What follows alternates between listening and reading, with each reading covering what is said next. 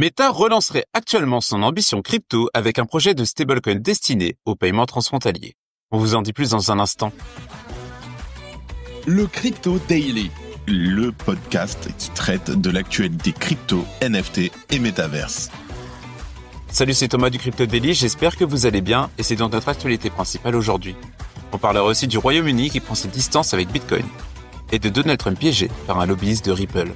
Mais avant tout ça et comme d'habitude, le coin du marché. Here comes the money. Here we go. Le marché est dans le vert en cette fin de semaine et c'est un euphémisme. Bitcoin gagne 3% sur les dernières 24 heures et repasse au-dessus des 100 000 $. Ethereum explose de 20% et se situe à un prix de 2330 $. Le XRP et le BNB gagnent respectivement 6,3% et 2,4%. Le Sol augmente de 8%. Le Doge gagne 11% et l'ADA 9%. Et enfin le Tron augmente de 3,3%. Meta revient dans la course aux stablecoins. Selon le média Fortune, Meta souhaiterait donc utiliser les stablecoins pour payer les créateurs de contenu sur ses réseaux sociaux, et notamment Instagram. Pour rappel, les stablecoins sont des crypto-monnaies dont la valeur est indexée sur une monnaie fiduciaire comme le dollar. Ils permettent de réaliser des transactions rapides et peu coûteuses sans passer par les banques traditionnelles. La société ne semble pas avoir choisi de stablecoin en particulier pour le moment, mais pourrait s'appuyer sur des partenaires existants comme Circle ou Tether. La société aurait également contacté des entreprises spécialisées dans l'infrastructure crypto pour réduire les frais liés aux paiements transfrontaliers. Notons que Meta n'en est pas à sa première tentative dans le domaine de la crypto. En 2019, l'entreprise avait lancé Libra, un projet de stablecoin adossé à un panier de devises. Face à la pression des régulateurs, Libra avait été rebaptisé Diem en 2020, avant d'être finalement abandonné en 2022. La raison principale de cet abandon était certainement les politiques anti-crypto-monnaies de l'administration Biden, qui ont limité leur adoption par le grand public. Évidemment, l'élection de Donald Trump, en novembre dernier, a ravivé l'intérêt pour les stablecoins, et l'acquisition de Bridge par Stripe pour 1,1 milliard de $ a renforcé leur adoption, notamment pour les paiements transfrontaliers. De son côté, Meta n'a jamais perdu tout intérêt pour la crypto. La société a ainsi déposé plusieurs demandes de marques liées aux actifs numériques, comme le trading de crypto-monnaies, le matériel blockchain et les services d'échange. Elle a aussi recruté des talents issus du secteur, comme Ginger Baker qui a travaillé chez Ripple pendant plus de 6 ans. L'intégration des stablecoins par Meta pourrait marquer un tournant dans l'adoption des crypto-monnaies par le grand public. Avec plus de 3 milliards d'utilisateurs mensuels sur ces plateformes, Meta dispose d'une audience considérable pour populariser les paiements en crypto. Mais la société n'y échappera pas, elle devra faire face aux défis réglementaires et sécuritaires liés à l'utilisation des stablecoins. Et si apprendre devenait enfin gratifiant? Avec Knowledge Process, tu n'apprends plus uniquement pour avoir un diplôme, tu apprends pour grandir, pour gagner, pour créer. Leur promesse, une plateforme d'apprentissage hybride, tokenisée et accessible à tous, pensée pour te faire progresser à ton rythme et selon tes intérêts. Au programme, plus de 300 formations déjà disponibles, un agent IA qui personnalise ton parcours, plein de récompenses et plus encore. Sur Knowledge Process, ton temps passé à apprendre n'est pas invisible. Chaque effort, chaque session, chaque progrès compte et est reconnu. Tu n'es plus juste un utilisateur, tu deviens acteur de ton savoir. Knowledge Process, c'est l'apprentissage qui te donne quelque chose en retour.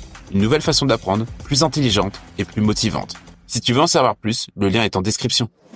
Le Royaume-Uni ne veut pas inclure Bitcoin à ses réserves. Le Trésor britannique renonce officiellement à l'idée de venir alimenter ses réserves nationales avec des fonds en Bitcoin. Le Royaume-Uni a effectivement annoncé ne pas avoir l'intention de créer une réserve nationale composée d'actifs numériques.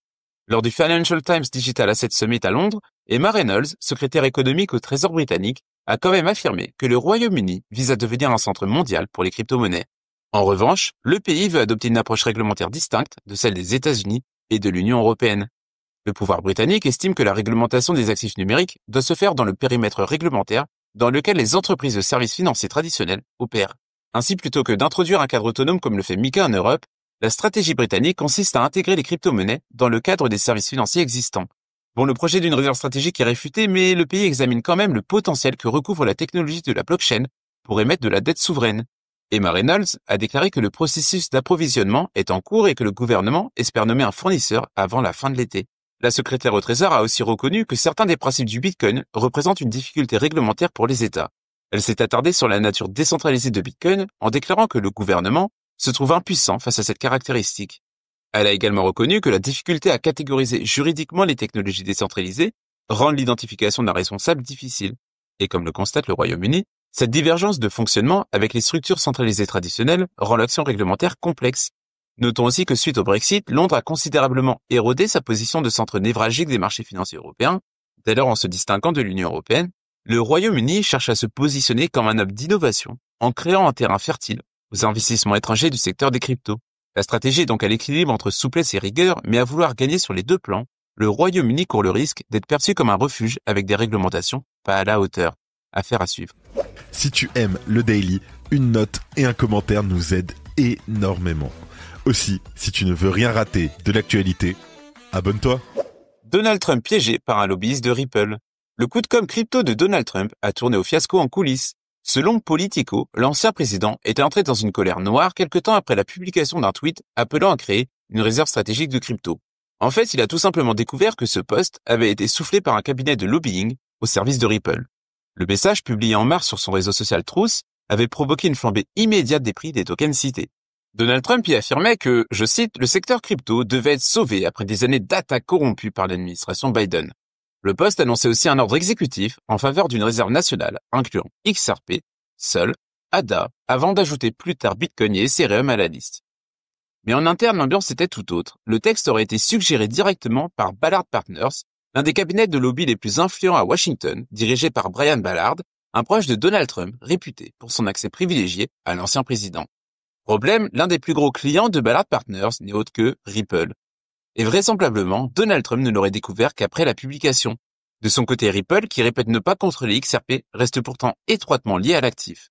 Sans surprise, apprendre que le message provenait indirectement d'un cabinet travaillant pour la firme californienne aurait mis Donald Trump hors de lui, selon plusieurs sources citées par Politico. Brian Ballard serait depuis persona non grata dans l'entourage immédiat du président. Notons que cette affaire tombe mal pour le cabinet qui a engrangé 130 nouveaux clients depuis novembre, dont Chevron, JP Morgan, Netflix ou encore T-Mobile. En parallèle, Donald Trump a signé un autre décret en mars pour créer une réserve stratégique de Bitcoin. Et si la dynamique crypto semble bel et bien intégrée à sa présidence, cette affaire soulève une autre question, qui pilote vraiment la politique Web3 du candidat républicain, et surtout, au bénéfice de qui? Et voilà, c'est fini pour nos 3 news principales du jour, et on passe maintenant aux brèves. L'ex-CEO de Celsius condamné à 12 ans de prison. Alex Mashinsky a été condamné le 8 mai à 12 ans de prison pour fraude et manipulation de marché. Il a reconnu avoir trompé des centaines de milliers d'investisseurs sur les risques liés à la plateforme et sur la valeur du jeton Cell. Coinbase réalise l'acquisition de Deribit. Coinbase a annoncé l'acquisition de la plateforme de dérivés crypto Deribit pour 2,9 milliards de dollars. L'opération marque un tournant stratégique vers les marchés internationaux où le trading à effet de levier est plus courant. Les banques américaines autorisées à gérer les cryptos de leurs clients. L'OCC a officiellement autorisé les banques américaines à gérer les cryptos de leurs clients et à sous-traiter certaines activités comme l'exécution d'ordres. Cela marque un basculement vers l'intégration des cryptos dans le système bancaire. Le Sénat américain suspend le projet de loi sur les stablecoins.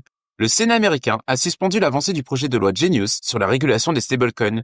La montée en puissance de Donald Trump dans la sphère crypto complique toute perspective de consensus avec de potentiels conflits d'intérêts. Et on termine par Bitcoin qui dépasse Amazon et vise le podium. Le Bitcoin a franchi un cap historique en repassant au-dessus des 100 000 $ et en dépassant Amazon en capitalisation boursière, devenant ainsi le 5e actif le plus valorisé au monde avec 2050 milliards de dollars. Et voilà, c'est la fin de ce résumé de l'actualité du jour. Évidemment, pensez à vous abonner pour ne pas rater le suivant. Rendez-vous aussi sur Twitter et Instagram pour d'autres contenus d'actualité exclusifs. Je crois que j'ai tout dit. Faites attention à vous et moi je vous dis à lundi. C'était le Crypto Daily. Merci et à très vite.